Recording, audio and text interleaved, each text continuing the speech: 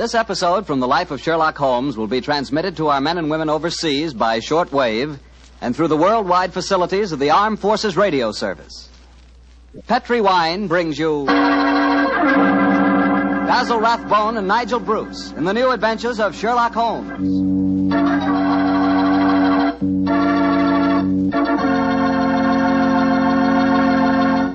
The Petri family, the family that took time to bring you good wine, invite you to listen to Dr. Watson tell us another exciting adventure he shared with his old friend, that master detective, Sherlock Holmes. And if you don't mind, I'd like to suggest something that you might share with your friends. And that something is a glass of sherry before dinner. Naturally, a glass of Petri California sherry. I say Petri sherry because it's the perfect before-dinner wine. You couldn't think of a better way to begin a meal. That Petri sherry has a beautiful, inviting color, like dark amber. And for flavor, well, you've heard sherry described many times as having a rich, nut-like flavor. But if you want to learn for the first time what those words rich and nut-like really mean, you just taste Petri sherry. It's wonderful. Serve Petri sherry by itself, or serve it with hors d'oeuvres or those little cocktail sandwiches. And incidentally, if you prefer your sherry dry, not sweet, just ask your wine merchant for Petri Pale Dry Sherry. Well, the important thing to remember is if you want sherry, you want Petri sherry, because that means good sherry. And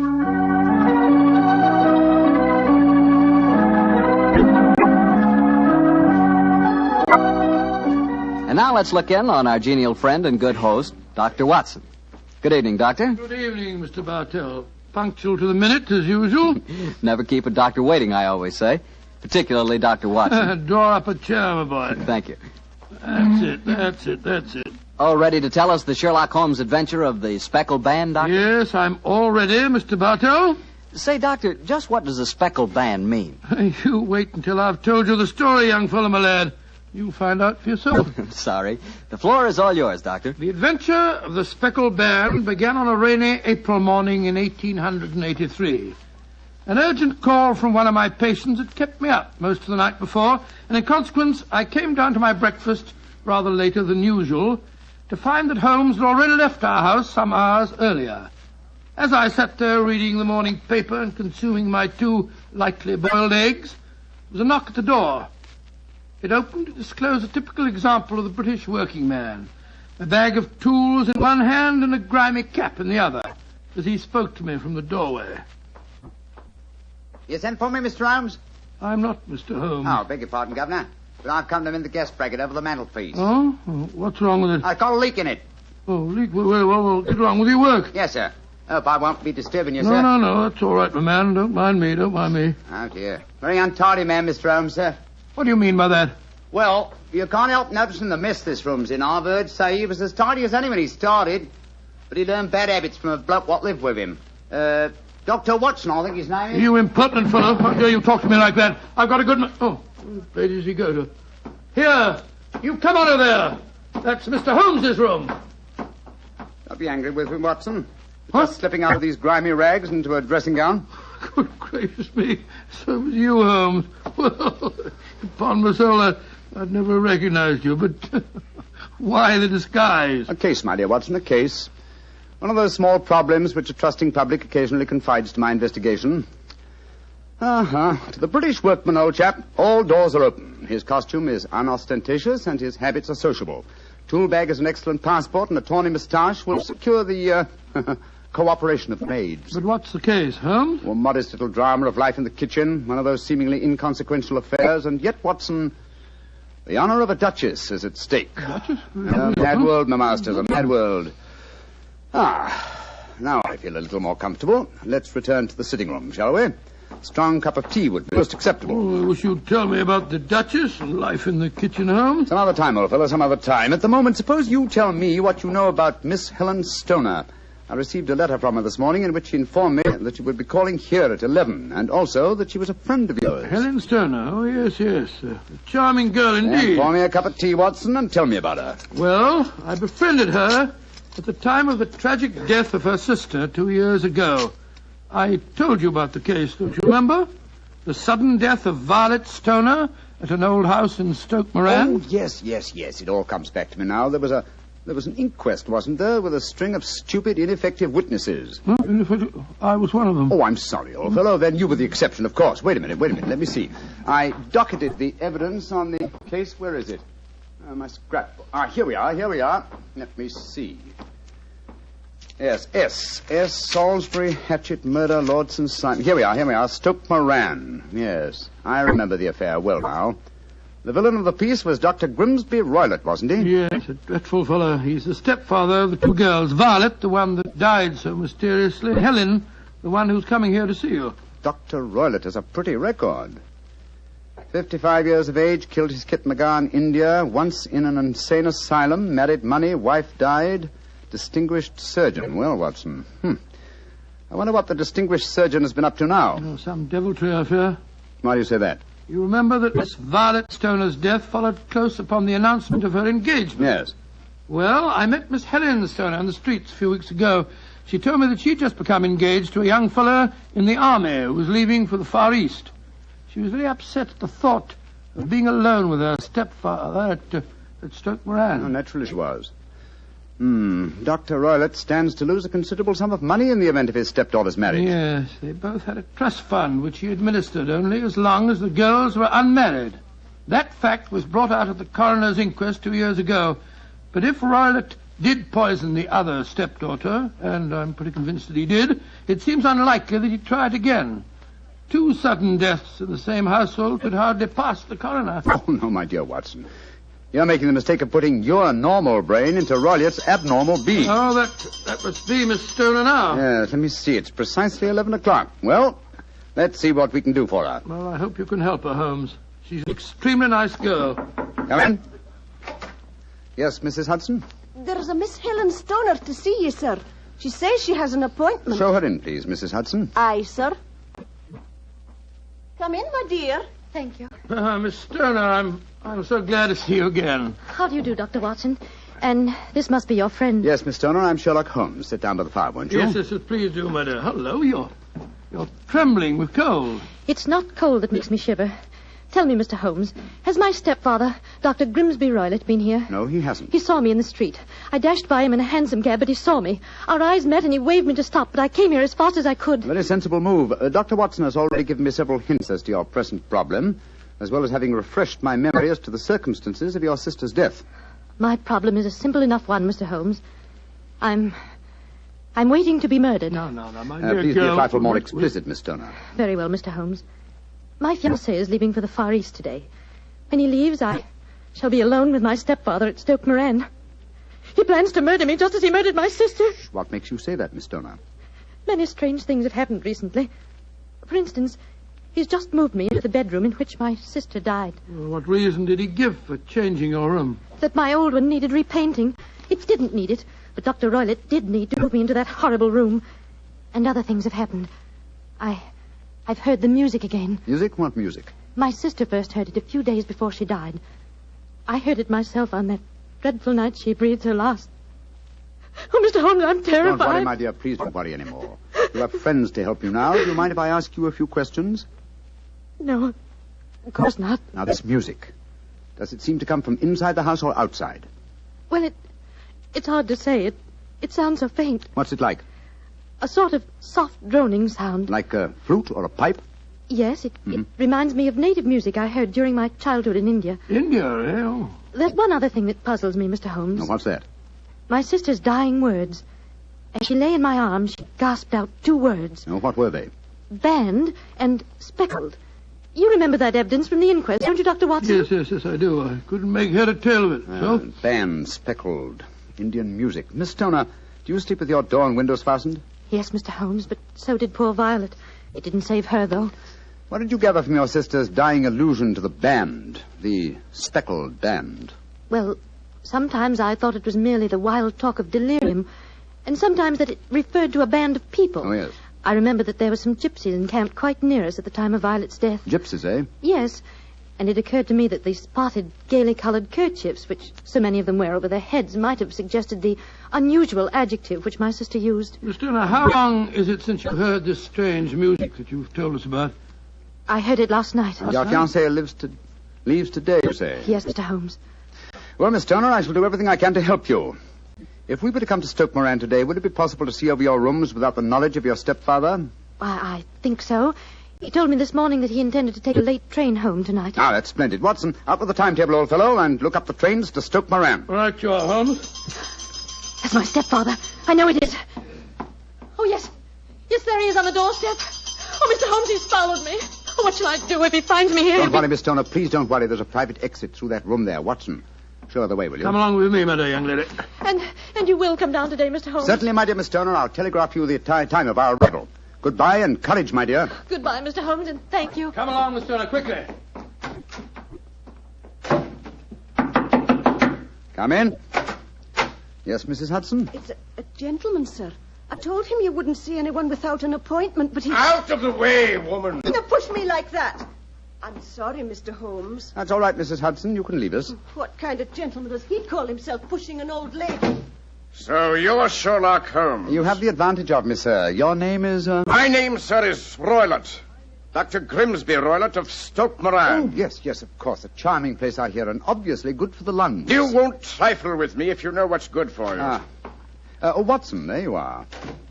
And how was the experiment? Very successful, Holmes. Good day to you, Dr. Roylott. I haven't seen you since I gave evidence at your stepdaughter's inquest. Yes, I remember you, Dr. Watson. Now listen to me, you two. My stepdaughter's been here. I've faced her.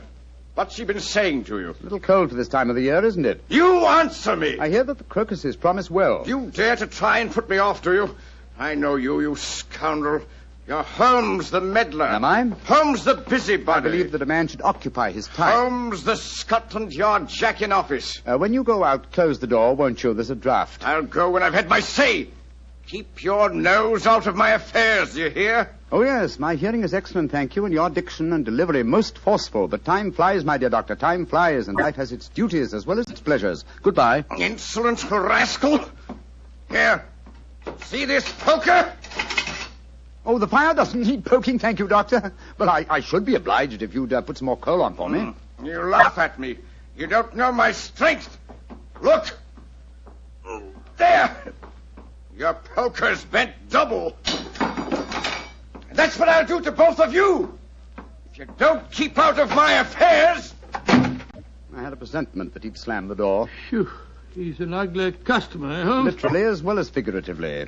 Watson, I'd be much obliged if you'd get your revolver. It may prove to be an excellent argument with a gentleman who twists iron pokers into knots. The fellow's amazingly strong. Just look at it. I don't want to appear flamboyant, but, there we are. Great Scott, Holmes. You straightened the poker out again. Yes, it was utterly useless in its former shape. And now what's on the timetable? We'll catch the next fast train to Stoke Moran.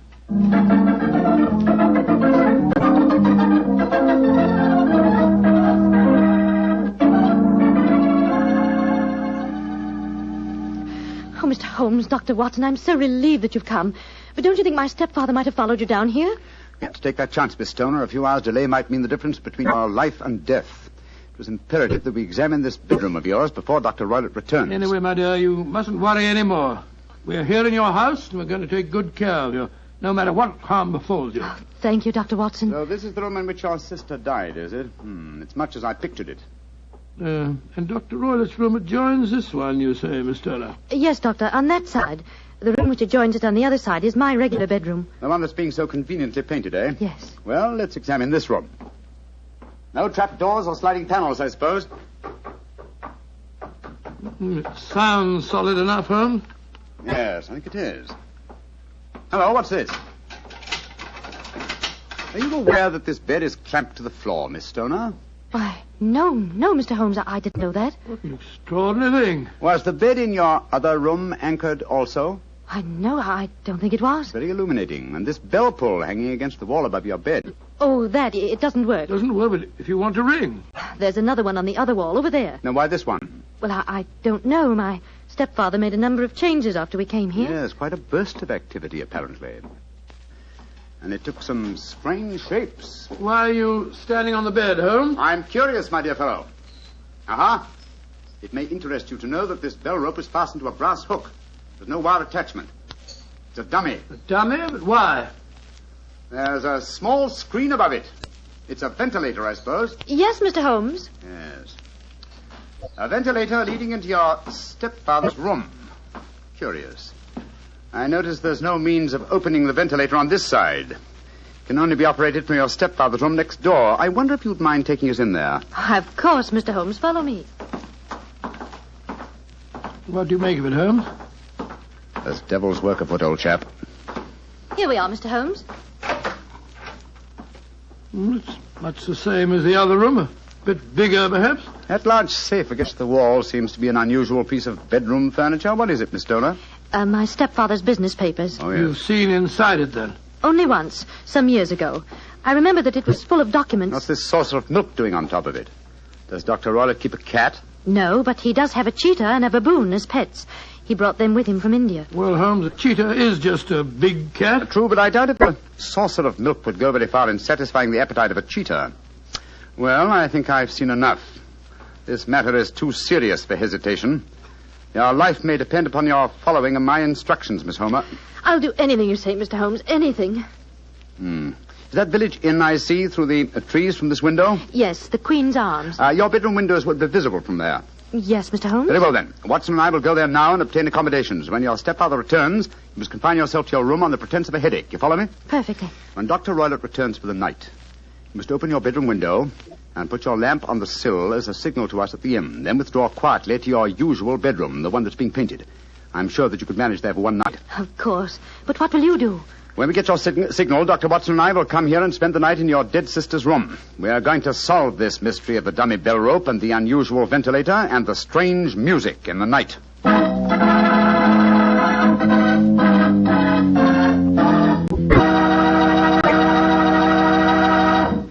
You'll hear the remainder of Dr. Watson's story in just a second, so I'm just going to point out that at any really important dinner, you know, like when diplomats get together, you'll find wine on the table.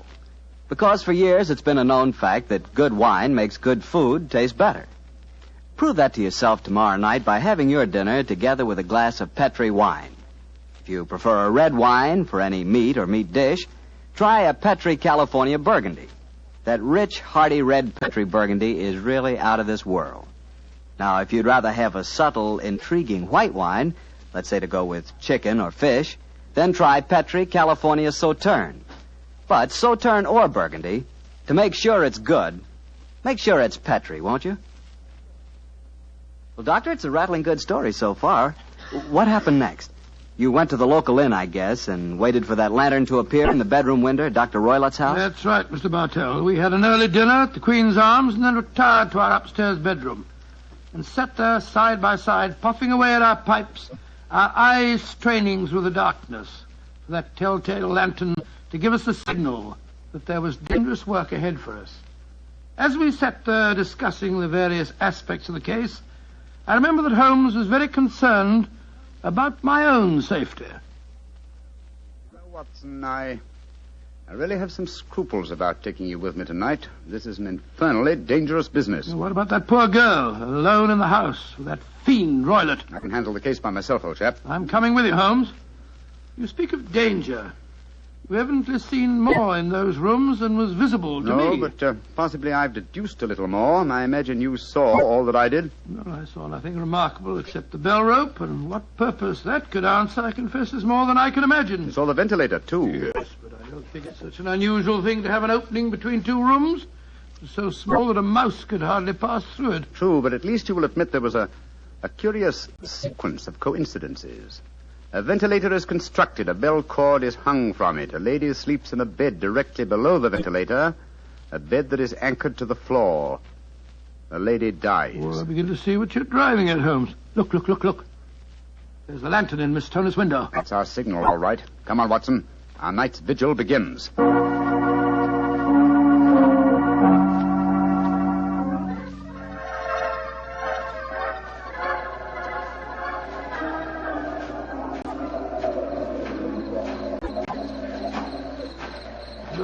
What a foul night. Foul night for foul business, Watson. Come on, through these laurel bushes. It's only another 50 yards to the house.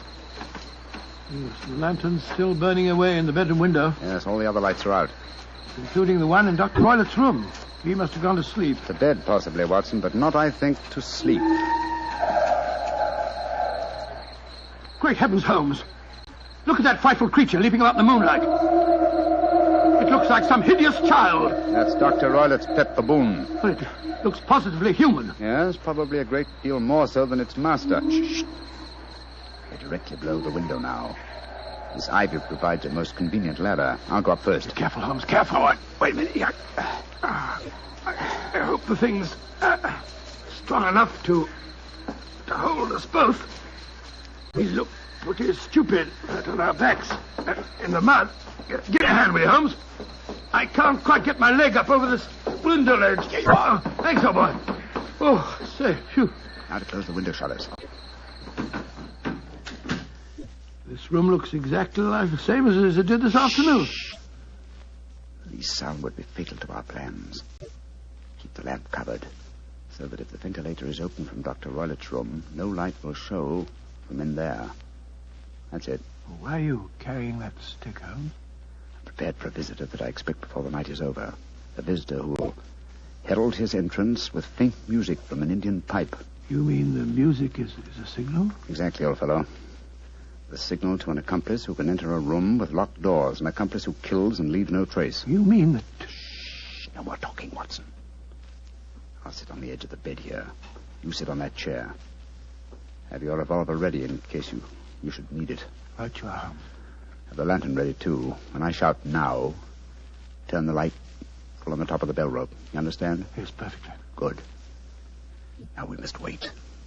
Perhaps for some time. But don't go to sleep, Watson. Don't go to sleep. Your very life may depend on it.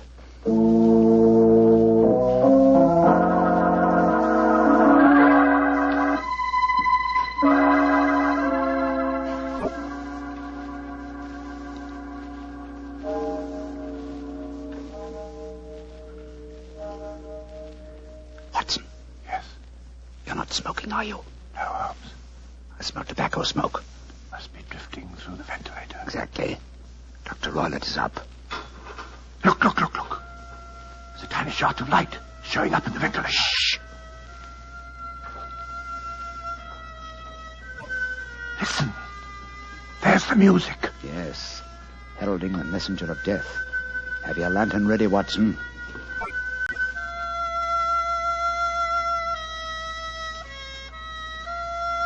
Now, Watson, now!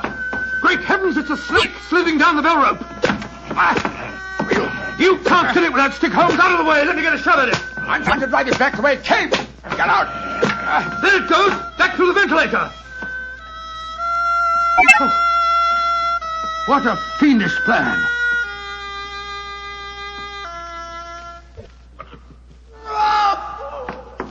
Quick, Scott, what's that? I think the devil has turned on its master. Come on, Watson, into Dr. Roylett's room. Dr. Roylett! Dr. Roylett!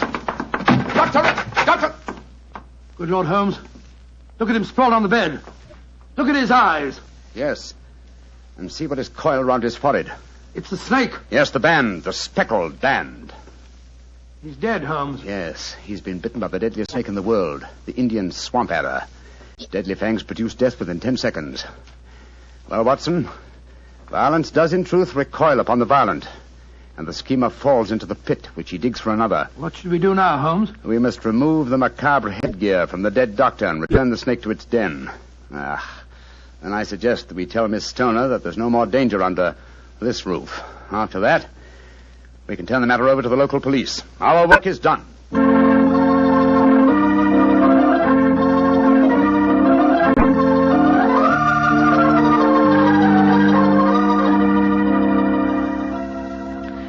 Holmes, Dr. Watson, I can't tell you how grateful I am that you brought me back here to Baker Street. Stoner, it would have been inhuman to leave you in that house of horror and death. We have a spare bedroom, and Mrs. Hudson is a motherly and understanding woman, and I can assure you that Dr. Watson and I will be delighted to have you stay with us here until you've decided on your future plans. Yes, of course we will, my dear. As a matter of fact, it'd be rather refreshing to have a touch of youth about the place. You're both so kind. Mr. Holmes, I think it's wonderful how you foiled my stepfather's devilish plans. Yes, wasn't it a remarkable example of logical deduction? No, it wasn't, old fellow. At first, your mention of the gypsies, Miss Stoner, and the use of the word band put me on an entirely wrong scent. However, when we examined the fatal room, I drew the obvious conclusion. You mean the dummy bell rope, the ventilator, and the immovable bed? Yes, old fellow. It instantly gave rise to the suspicion that the rope was there as a bridge for something coming through the ventilator and traveling to the bed. I once thought of a snake. When I saw the saucer of milk on top of the safe, my suspicions crystallized into certainties. Oh, it was a fiendish plot. Yes, an extremely clever one, too. Exactly. My stepfather must have trained the snake to return to him when he played the music. Yes, he put it through the ventilator with the certainty that it would crawl down the rope and land on the bed. It might or might not bite the occupant. Perhaps she might escape every night for a week, but sooner or later she must fall a victim. Thank heaven I came to you, Mr. Holmes. Amen to that, Miss You know, Stoner. Holmes, if you hadn't lashed at the snake with your stick, I bet it wouldn't have turned back on its master. True, old chap. In that way, I am no doubt indirectly responsible for Dr. Grimsby Roylett's death. But I can't say it's a fact that's likely to weigh too heavily on my conscience.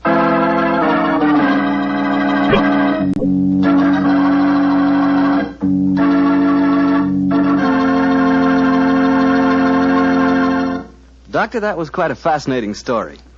You know something? I'm not exactly a coward, but no kidding, my toes really curl when I get mixed up with snakes. Oh, you're not alone in that respect, Mr. Bartell. I must admit that I like to have a revolver and at least 20 feet between me and any snake that wants to cross my path. Well, if you want a revolver in 20 feet, I'll take a cannon in 20 miles. It's fortunate that you're a wine expert, Mr. Bartell, not a detective. I'm afraid you wouldn't, shall we say, find detecting to your liking? We certainly shall say it. And incidentally, I'm not a wine expert, Doctor. All I know about wine is that it either tastes good or it doesn't. And I also know that Petri wine always tastes good. The Petri family sees to that. The name Petri on the label is the personal assurance of the Petri family that every drop of wine in that bottle is good wine. And they know how to make it good because they've been making fine wine for generations. Handing down from father to son, every secret, every skill of the winemaker's art. Yes, the Petri family took time to bring you good wine. That's why, no matter what type of wine you wish, you can't go wrong with a Petri wine. Well, Dr. Watson, what new Sherlock Holmes story are you planning to tell us next week? Now, let me see. Now, next week, Mr. Bartell, I think I'll tell you an adventure that took place at a gambling casino in the south of France. It's a strange story of sudden tragedy and death. I call it The Adventure of the 00. Sounds swell. We'll all be listening. Yeah, now, Mr. Bartell, before I go, I want to say that every one of our friends bought war bonds to help our boys win the war. Now let's all buy victory bonds to help bring our boys back home again. Yes, and let's buy victory bonds to make sure that the men who were wounded will get the finest possible care. Those same victory bonds will help make the GI Bill of Rights a success, too. And they'll help provide for the families of those men who gave everything, including their lives. The men of our armed forces finished their job. Now let's finish ours. Buy victory bonds.